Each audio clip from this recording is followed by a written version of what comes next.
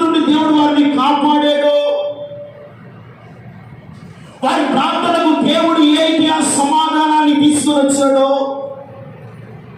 దేవుడు వారి ప్రార్థనకు ప్రతిస్పందించి వారికి ఏ రీతిగా దేవుడు సహాయం చేస్తూ వచ్చాడో మనకు బాగా ఎరిగిన వాడము, మనకు బాగా సుపరిచితమైనటువంటి భక్తులు ఉన్నారు. వారిలో మోకాళ్ళ ప్రార్థన కలిగిన వాడు ఎవరండి? మోకాళ్ళ ప్రార్థన కలిగిన వారు ఎవరయ్యా అంటే దానియేలు అని చెప్పగలుగుతున్నాం. ఎవరంట? దానియేలు శ్రేష్టమైన యవనస్తుడు, బబులోను సామ్రాజ్యానికి ప్రధాని, మాదీన పాలస్తీనా 127 దేశాలకు ప్రధానిగా ఉన్నాడు దానియేలు. ముగ్గురుగా దేవుడు అతన్ని ఆశీర్వదించాడు. ఈ ప్రధాని అయినటువంటి దానియేలు జీవితంలో ఒక శ్రేష్టమైన ప్రార్థన అనుభవం కలిగి ఉన్నాడు. ఇతని జీవితంలో ఆ ప్రార్థన అతని ఏ రీతిగా ప్రభావితం చేసి ఎటువంటి సమస్యల నుండి దానియేలు దేవుడు కాపాడాడు మనందరం ఎరిగిన వాడమే. ఎన్నో సందర్భాల్లో దేవుడు దానియేలు ద్వారా అనేకమైన విషయాలు పరిశుద్ధాత్మ దేవుడు మనకు నేర్పిస్తూనే ఉంటాడు. ఈ రోజున కూడా ఒక ముగ్గురు భక్తులను మనం ధ్యానం చేసుకొని తదుపరి మనము ప్రార్థనలోనికి వెళ్దామండి. చూడండి, దానియేలు గ్రంథము 6వ అధ్యాయము 10వ వాక్యాన్ని చదువుకున్నాము. ఇట్టి శాసనము సంతకము చేయబడినని దానియేలు తెలుసుకొనినను అతడు తన ఇంటికి వెళ్ళి యథా ప్రకారముగా అతను దినము 3 మోకాలు ఊని తన ఇంటి పైగది కిటికీలు యెరూషలేము తట్టులకు తెరవబడి ఉండగా తన దేవునికి ప్రార్థన చేయించు ఆయనను స్తుతించుచు వచ్చెను. దేవునికి మహిమ కలుగును గాక. పరిశుద్ధమైన తండ్రి, చదివిన వాక్య భాగాన్ని దీవించండి. మాతో మీరు మాట్లాడండి. వాక్యాన్ని మెదగిన చెవిని గ్రహించే హృదయము దయచేయమని, ఈ దినమన నీ వాక్యము వెలుగులో మాతో మాట్లాడమని యేసు నామమున ప్రార్థన చేస్తున్నాము తండ్రి. ఆమేన్. హల్లెలూయా. చాలా జాగ్రత్తగా దేవుని వాక్యాన్ని విన్నాం దేవుని బిడ్డలారా. ఇక్కడ మనకు ఎవరు కనబడుతున్నారు? దానియేలు. ఈ దానియేలు దర్యావేషు కాలంలో, మాదీను పరిపాలిస్తున్నటువంటి కాలంలో 127 దేశాలకు చక్రవర్తిగా ఉన్నాడు, ప్రధానుడుగా ఉన్నాడు. ఈ ప్రధానుడైనటువంటి దానియేలు, ప్రధాని సింహాసనం మీద కూర్చోవచ్చు, తనకున్నటువంటి వెనగల పడక మీద పనుకొని జీవించవచ్చు. ఈ దానియేలు ఎలాగైనా ప్రార్థన చేయవచ్చు.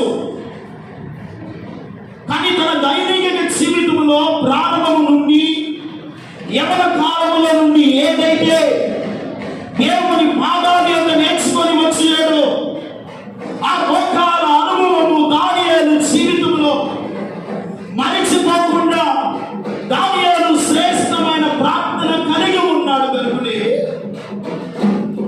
ఇంటి శాసనము సంతకము చేయబడినని దానియేలు ఎరిగి ఉండి యథా ప్రకారముగా తన ఇంటికి వెళ్ళి 3 మోకాలు ఊని తన దేవుడికి ఏం చేస్తున్నాడట? ప్రార్థన చేస్తూ ఉన్నాడు. దానియేలు జీవితంలో దినమునకు 3 మోకాలు ఊని ప్రార్థన చేస్తూ ఉన్నాడు. ఈ రోజున నీ సమస్యలు పోవాలి అంటే, ఈ రోజున నీ కష్టాలను విడుదల పొందుకోవాలి అంటే, ఈ రోజున నీకున్న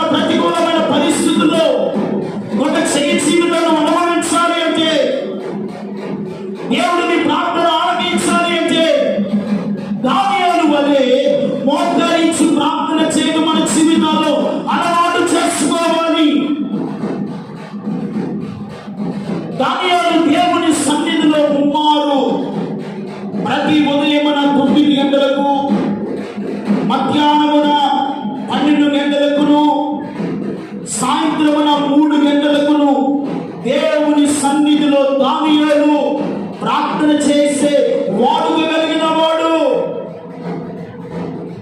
ప్రార్థన జీవితం చేస్తున్నటువంటి దానియేలుకు సమస్యలు రాలేదా? చెప్పలేనండి. ప్రార్థనా పరుడే, ప్రవక్తే, ఒక ప్రధాని, ముఖ్యము ప్రధాని. కానీ ఎంత ప్రార్థనా పరుడైనా అతని జీవితంలో సమస్యలు వచ్చినాయి, కష్టాలు బాధలు కూడా నడిపించబడుతూ ఉన్నాడు.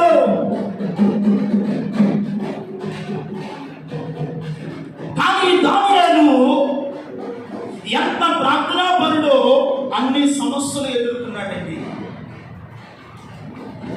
ఈ రోజున ప్రార్థనా పరుడే కదా, భక్తి కలిగిన వాడే కదా, అంత ప్రార్థన చేస్తున్న వాడికి సమస్యలు ఎందుకు వచ్చిన ప్రశ్న మన జీవితాల్లో రావచ్చు. ఇలాంటి పరిస్థితులు ఎదుర్కొనడానికి అతని జీవితంలో అనుమతించబడినటువంటి సమస్యలలో దానియేలు ఎక్కడ కూడా దేవునికి తప్ప మనుషులకు ఎవరికి కూడా ఏం చేయలేదు. భయపడకుండా, రాజుకు భయపడకుండా దేవుని సన్నిధిలో యథాప్రకారముగా తన ఇంటికి వెళ్ళి యెరూషలేము దేవాలయము తట్టు తన ఇంటి కిటికీ తలుపులు తెరచి ఉండగా మోకాలుని దేవునికి ఏం చేస్తున్నాడు? ప్రార్థన చేస్తున్నాడు. ఎంత చెట్టుకు అంత గాలి అన్నట్లుగా చిన్న చెట్టుకు చిన్న గాలి, పెద్ద చెట్టుకు పెద్ద గాలి. నీ ఆత్మీయతలో ఎంత పెద్దగా నువ్వు ఎదుగుతూ ఎంత మోకాల అనుభవాన్ని కలిగి ఉంటావో అంత పెద్ద పెద్ద సమస్యలు వస్తాయి, అంత పెద్ద శోధన మనం ఎదుర్కోవాలి. కానీ ఆ శోధన నుండి, ఆ శ్రమ నుండి నిన్ను విడిపించగలిగిన దేవుడు, నిన్ను రక్షించగలిగిన దేవుడు, నిన్ను కాపాడగలిగిన దేవుడు నువ్వు ప్రార్థన చేస్తున్న దేవునికి మాత్రమే సాధ్యము. హల్లెలూయా. వింటున్నారా దేవుని బిడ్డలారా? ఒక రోజున సంసోను ఉన్నాడండి. ఎవరు? సంసోను. సంసోను బలాఢ్యుడు, శక్తి కలిగిన వాడు. సింహము అతని మీద బొబ్బరిల్లుచు దాని సంసోను మీదకి వచ్చినప్పుడు సంసోను ఏం చేశాడంటే ఆ సింహముతో పోరాడి ఆ సింహము నోటిని ఏం చేశాడు? చీల్చివేశాడు. అలాగే దావీదు గొర్రెలు కాసుకుంటూ ఉంటుండగా సింహము ఎలుగు బట్టి గొర్రె పిల్లను తీసుకొని వెళ్తూ ఉండగా దావీదు కూడా వెళ్ళి ఆ సింహపు నోటి నుండి గొర్రె పిల్లను ఏం చేశాడు? తప్పించాడు. దేవునికి మహిమ కలుగునుగా. చాలా జాగ్రత్తగా వినండి. సింహము బొబ్బరిల్లుచు సంసోను మీదకి వెళ్ళింది, దావీదు మీదకి వెళ్ళింది. కానీ మోకాల ప్రార్థన కలిగినటువంటి దానియేలు మీదకు సింహపు బోనులో ఉన్నాడు, కానీ సింహపు దానియేలు మీదకు రాలేదు. హల్లెలూయా. చాలా ఆశ్చర్యం కదా. ఎక్కడున్నాడు దానియేలు? సింహపు బోనులో ఉన్నాడు, కానీ సింహము దానియేలు మీదకు రాలేదు. కారణం ఏమిటో తెలుసా? దానియేలు యొక్క మోకాల ప్రార్థన. దేవుడు స్తోత్రం కలుగునుగాక. దానియేలు యొక్క మోకాల ప్రార్థన సింహపు నోళ్లను దేవుడు మూయించి సింహాలు సైతమే దానియేలుతో పాటు దేవుడు మోకరింపజేస్తాడన్న. దేవునికి మహిమ కలుగునుగాక. ప్రార్థనా పరుడు మీదకు ఈ లోక సంబంధమైన సాతానుడు గద్దించు సింహం వల్ల వచ్చిన తాత్కాలికమైన ప్రార్థన చేస్తే వాడు మన మీద గాంభీరిస్తాడు, మన మీద దాడి చేస్తాడు. అదే నీవు మోకాల అనుభవాన్ని కలిగి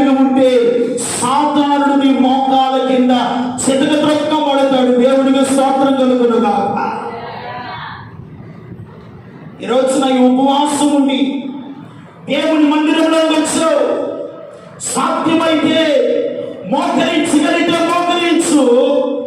ఏ సమస్య నీ మీద ఉందో, ఏ సింహము నీ మీద దాడి చేస్తుందో, ఈ లోకనాథుడు ఏ కుటుంబంలో ఏ సమస్యను తీసుకొని వస్తున్నాడో భయపడవద్దు. దానియేలు వలన మోకరించగలిగితే, దానియేలు వలన ప్రార్థన చేయగలిగితే, దానియేలు వలె దేవుని యొక్క సన్నిధిలో నీవు బలిపీఠము కట్టగలిగితే, ఈ లోక సంబంధమైన భక్తించు సాతానుడు నిశ్చయముగా నీవు మోకరించి ప్రార్థన చేస్తూ ఉండగా నీ ఎదుట వాడు సాష్టాంగపడి నమస్కారం చేయునుగాక. భయపడవద్దు. ఈరోజు చిన్న చిన్న సమస్యలకి, చిన్న చిన్న రోగములకు మనం భయపడుతూ ఉన్నాం. దానియేలు వలె ఈ కడవరి కాలమందు మన మోకాల అనుభవాన్ని కలిగి ఉంటే, ఎంత పెద్ద శోధన నేను అలుముకున్నా, ఎంత పెద్ద సమస్యలు నీ కుటుంబాన్ని చుట్టుముట్టినా, ఆ సమస్యలలో నుండి నీ మోకాల ప్రార్థనే నీకు అత్యధికమైన విజయాన్ని కలుగు చేయునుగాక.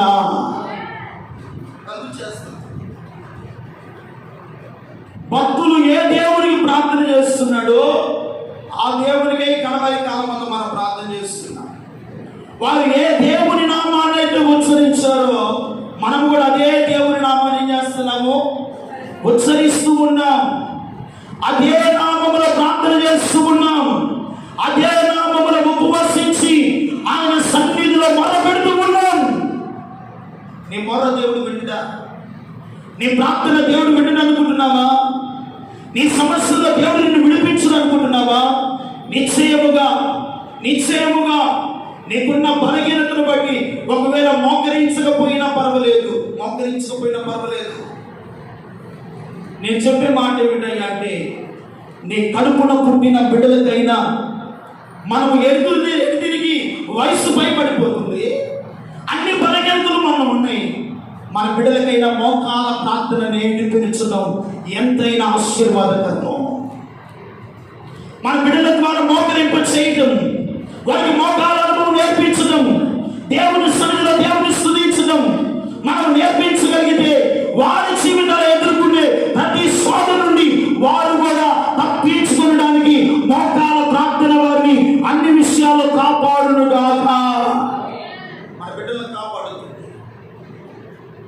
మన బిడ్డలకైనా మనం నేర్పిద్దాం. ఎందుకు పరిశుద్ధాత్మ దేవుడు నా కుమారుడు నా బిడ్డలకు ప్రార్థన జీవితం అది మోకాల అనుభవాలు వారికి నేర్పించు. విలియం కేరీ అంటున్నాడు, నా మోకాలు జ్ఞానం తాగితే నా మీద ఆకాశమంతకు అంటుకుంటుంది అంటున్నాడు. మన జీవితాల్లో ఇంకెంతకాలం మోకరించకుండా ప్రార్థన చేస్తామండి? మన ఆత్మీయతలో కొన్ని శోధనలు మనం చేయించాలి అంటే, ఈరోజున నీ ప్రతికూలమైన సమస్యలు, బాధలు, కన్నీళ్ళు నిన్ను వేధిస్తున్నాయి. ప్రార్థన చేస్తున్నావు, విడుదల పొందుకోలేకపోతున్నావు. ప్రార్థన చేస్తున్నావు, సహాయాన్ని పొందుకోబడుతున్నావు. ఒకవేళ ఈరోజు నువ్వు సహాయం పొందుకోవాలన్నా, దేవుని యొక్క ఆశీర్వాదము పొందాలి అన్నా, దేవుని మేలు నీవు నీ బిడ్డలు అనుభవించాలి అన్నా, నీవు మోకరించగలిగిన సాధ్యము నీకు ఉండగలిగితే దేవుని సన్నిధిలో మోకరించు, ప్రార్థన చేయి. నిశ్చయముగా దేవుడు మన ప్రార్థన దేవుడు ఆలకిస్తాడు. నాకు చాలా ఆశ్చర్యం వేస్తుంది. ఎన్నో సందర్భాల్లో దానియేలు గ్రంథం మనం చదువుతున్నాం, కానీ దానియేలు సింహపు గృహలో ఉన్న సింహము మాత్రం దానియేలు మీదకు రాలేదండి. ప్రార్థనా పరుడు మీదకు ఏ సాధారణ శక్తులు కూడా రాలేవు. ప్రార్థించి మోకరిస్తే సాధారణుని ప్రార్థనను బట్టి, నీ మోకాల అనుభవాన్ని బట్టి నీ మీద దాడి చేయలేడు. ఒకవేళ వాడు దాడి చేయాలనుకున్నా నీ మోకాల ప్రార్థన వాడిని ఏం చేస్తుందంటే అడ్డగిస్తుంది. దేవునికి స్తోత్రం కలుగును గాక. ఈరోజు అయినా ఇక్కడుండైనా ఒకవేళ ఉదయాన్నే లేచి మంచం ఉండగానే మంచము మీద నుండి దిగి మంచానికి ఆనుకోనైనా మోకరించి ప్రార్థన చేయగలిగితే ఆ ప్రార్థన మన కుటుంబాలకు, మన బిడ్డలకు క్షేమాన్ని కలుగు చేయునుగాక, నెమ్మది కలుగు చేయునుగాక, ఆ ప్రార్థన మన కుటుంబాన్ని సంరక్షించును గాక. ఆ ప్రార్థన ప్రతి సాధన నుండి మనం తప్పించును గాక. సాధ్యమైతే ఉదయాన్నే లేసైనా ఆ మంచం మీద దుగి ఆ మంచానికైనా ఆనుకొని మోకరించి ప్రార్థన చేయి. దేవుడు విడిపిస్తాడు. ఆ దినము కావలసిన క్షేమాన్ని ఇస్తాడు. ఆ దినము కావలసిన నెమ్మదిని ఇస్తాడు. ఆ దినము కావలసిన భద్రత దేవుడు కలుగు చేస్తాడు. మరొక భక్తుడు ఉన్నాడండి. అతని పేరు ఎవరంటే, అతనికి ఫైర్ అని పేరు కూడా ఉంది. ఎవరైనా ఏలియా. ఎవరండి? ఏలియా. ఏలియా మోకాల అనుభవం కలిగిన వాడండి, ప్రవక్త అండి, రోషము కలిగిన ప్రవక్త. ఆకాశం నుండి అగ్నిని కురిపించినటువంటి ప్రవక్త. ఈ ప్రవక్త జీవితంలో ఎన్నో బలమైన కార్యాలు దేవుడు చేయడానికి గల కారణము, బహుశా మనం ఏలియాని అడిగితే ఏలియా గారిని, అయ్యా ఆకాశం నుండి అగ్నిని కురిపించడానికి గల కారణము, కట్టెలైన మాంసమును నీళ్లను తగ్గించడానికి గల కారణము, నీ శక్తి ఏమిటి, నీ సామర్థ్యత ఏమిటని ఒకవేళ మనము ఏలియా గారిని అడిగితే ఏలియా గారు అంటాడు, ఏమీ లేదు, నా మోకాల ప్రార్థన, హల్లెలూయా అని చెప్పగలుగుతాడు. చూడండి, రాజుల మొదటి గ్రంథం 18వ అధ్యాయం 42వ వాక్యాన్ని చదువుతున్నాం. రాజుల మొదటి గ్రంథం 18వ అధ్యాయము. ఆహాబు భోజనము చేయబోయెను గాని ఏలియా కర్మెలు పర్వతం మీదకి పోయి నేలన పడి మొక్కమును మోకాల మధ్య ఉంచుకొని తరువాత తన దాసుని పిలిచి, నీవు బయటికి పోయి సముద్రం వైపు చూడమనగా పార చూసి ఏమీ కనబడలేదనగా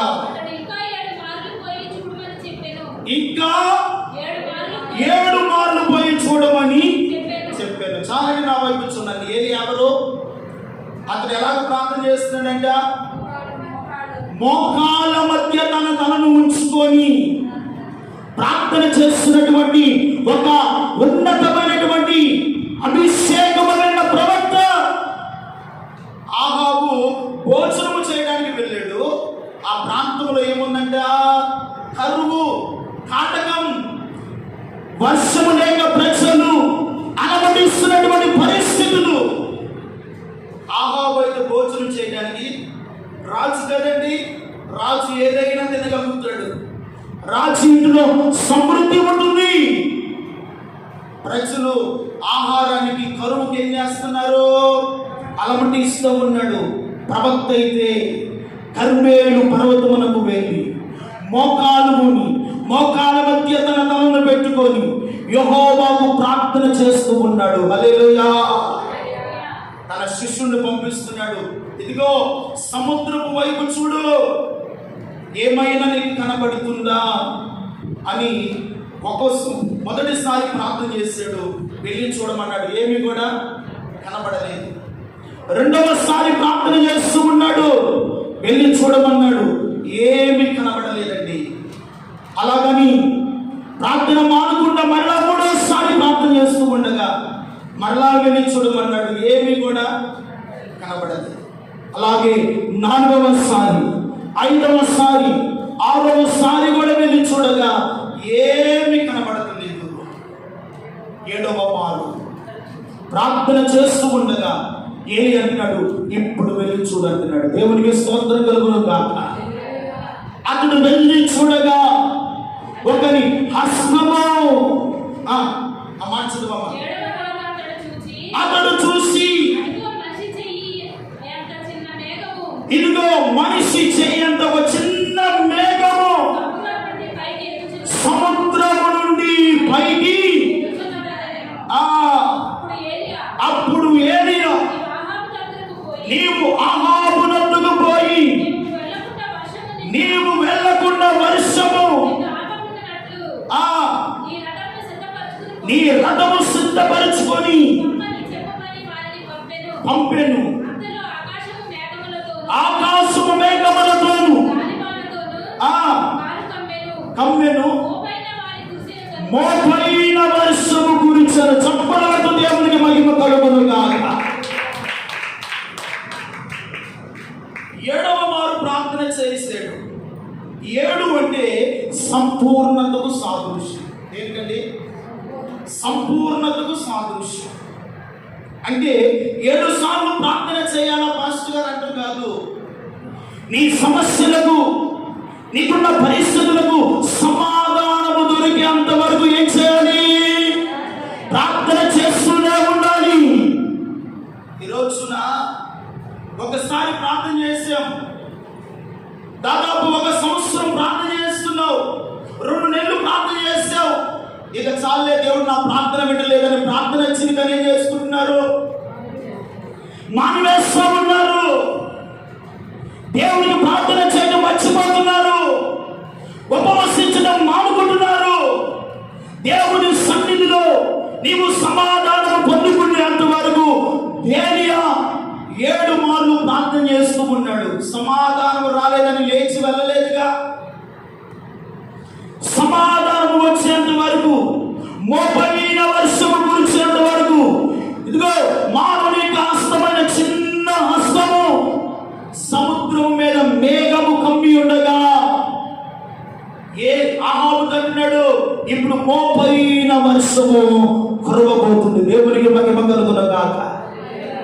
అప్పటికి ప్రజలు 3.5 సంవత్సరాల నుండి ఏమి లేదండి, వర్షం లేదు, ఆహారం లేదు, నీళ్లు లేవు, ఆకలి గమనిస్తూ ఉన్నారు. ప్రవక్త అయితే మోకాల మధ్య తన తలను ఉంచుకొని సంపూర్ణమైనటువంటి మానవ ఆకారము కలిగినటువంటి దేవుని స్వరూపము కలిగి దేవుని సన్నిధిలో మోకరించి ప్రార్థన చేయడం ద్వారా మోపైన వర్షాన్ని దేవుడు కురిపించాడు.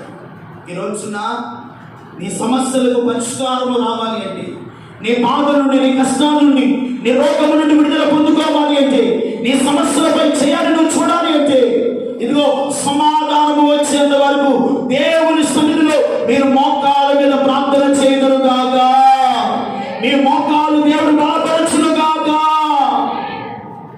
ప్రార్థన జీవితం కలిగి ఉండాలి. దేవుని యొద్ద నుండి సమాధానం వచ్చేంత వరకు మనం ప్రార్థన చేయాలి. మూడవదిగా చాలా ప్రాముఖ్యమైన వ్యక్తి అండి, మన ఆరాధ్య దైవమైనటువంటి ప్రభువైన యేసుక్రీస్తు వారు కూడా ఆయన మోకాలు ఊని ఏం చేశాడంట? ప్రార్థన చేశాడు. దేవునికి మహిమ కలుగును గాక. మరి ఆయన బిడ్డలమైనటువంటి మనము కూడా ఏం చేయాలి? మోకాల అనుభవాన్ని, ఆయనకు మనం ఎవరమంట? కుమారులము, కుమార్తె. మన తండ్రి అయిన ఆయన కూడా నా వలే ప్రార్థన చేయండమ్మా, నా వలే మోకరించండయ్యా అని ఆయన సత్యనుడుగా ఈ లోకములో ఉండగా మనకు ఒక మాదిరిని ఉంచి వెళ్ళాడు. ఎందుకు? మనము కూడా మోకాల అనుభవాన్ని కలిగి ఉంటామని. ఈరోజు నీ మోకాలు నలబడితే నీ ఆత్మీయత, నీ మొక్కము, నీ యొక్క జీవితంలో ఉన్నతమైన మేలు, ఉన్నతమైన కార్యాలు, నీ సమస్యలకు ఉన్నతమైనటువంటి పరిష్కారాన్ని దేవుడు ఇవ్వగలుగుతాడండి. రోజున నీ బిడ్డలకు సరి అయిన ఉద్యోగం లేదనో, వ్యాపారం లేదనో, నీ పిల్లలకు సరి అయిన గర్భఫలం లేదనో, నీ సమస్యలు తీరటం లేదేమో, నీ బిడ్డల చదువులో ఉన్నతమైన స్థితిలో లేదేమో, నీకున్న ఆర్థిక సమస్యలు నిన్ను వేధిస్తున్నాయనో భయపడుతున్నావు కదా. ఈరోజు నువ్వు భయపడనక్కర్లేదు. మోకరించి ఏలియా వలె మనము దేవుని సన్నిధిలో, దేవుడు మన ప్రార్థన వినేంత వరకు మనము మోకాలు కొని ప్రార్థన చేయగలిగితే సమాధానాన్ని దేవుడు వెంటనే మన జీవితాలకు, మన బిడ్డలకు పరిశుద్ధాత్మ దేవుడే అనుగ్రహించును గాక. చూడండి, లోకా సువార్త 22వ అధ్యాయం 41వ వచనాన్ని మనం చూస్తే, ఈ మాట చెప్పి నేను ముగిస్తున్నాను. వారి యొద్ద నుండి రాతి మీద దూరం వెళ్ళి మోకాలు ఊని, తండ్రి ఈ గిన్నె నా యొద్ద నుండి తొలగించుము, నీ చిత్తమైతే తొలగించుము, అయినను నా ఇష్టము కాదు, నీ చిత్తమే సిద్ధించును కాదని ప్రార్థించాను. దేవునికి మహిమ కలుగునుగా. రాత్రి వేళ దూరం వెళ్ళి ఏం చేస్తాడంట? మోకాలు కొని ప్రార్థన చేస్తున్నాడు. ఎక్కడంట? గెస్సమనే తోటలో.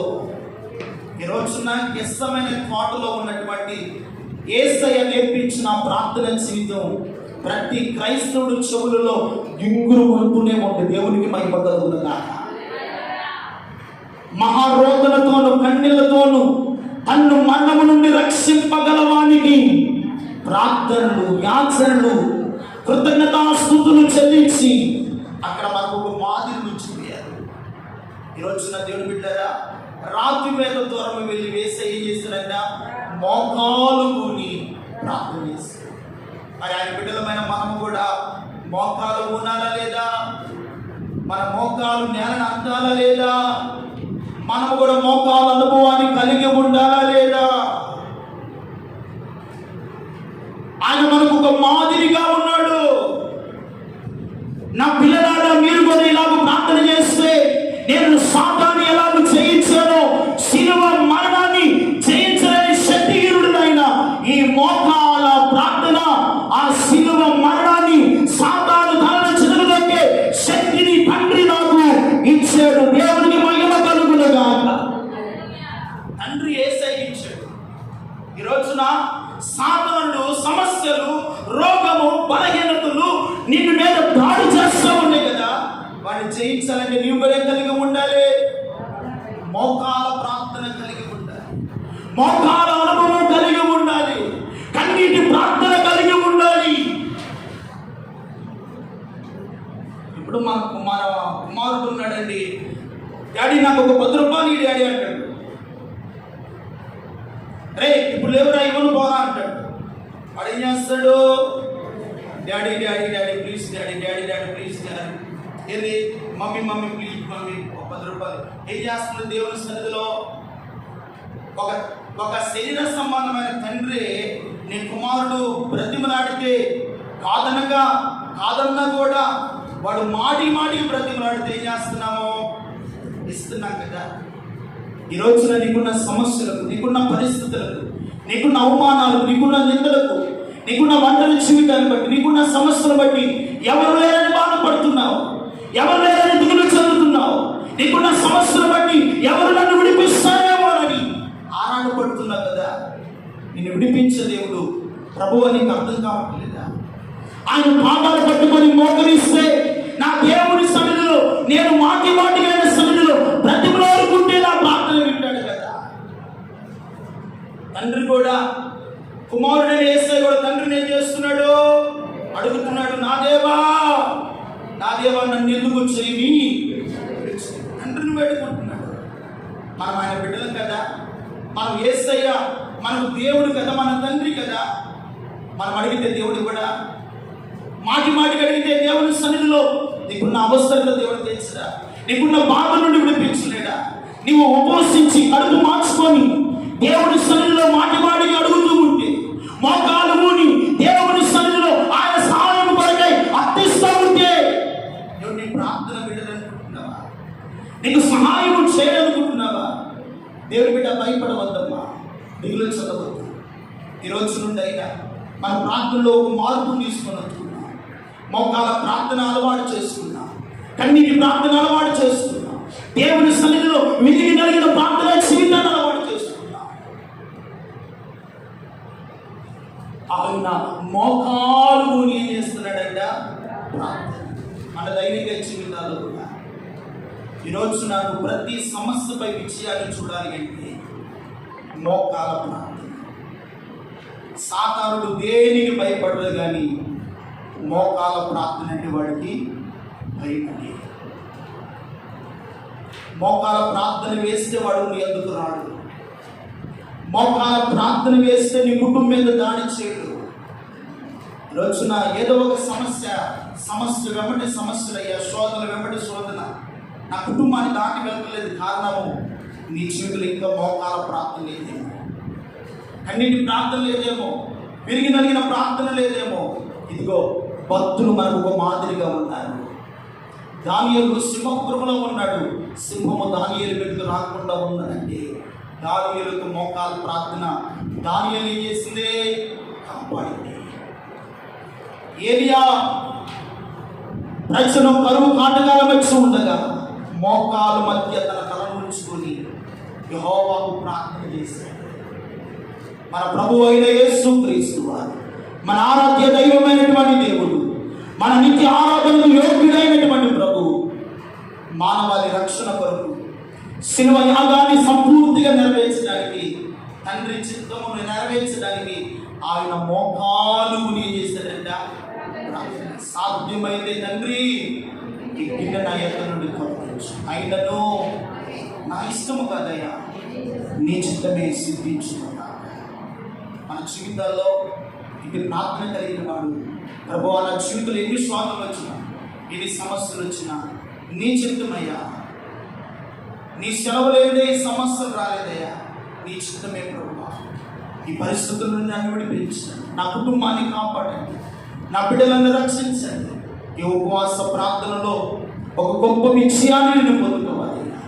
మోకాల అనుభవం కలిగి నా మీద దాడి చేస్తున్న అయ్యా బొబ్బరిల్లుచున్న ప్రతి సింహం అనే ఆ సాతాన్ని నేను చిత్తము తొక్కినట్లుగా నా మోకాలు నిశ్చయముగా బలపరచబడునుగాక.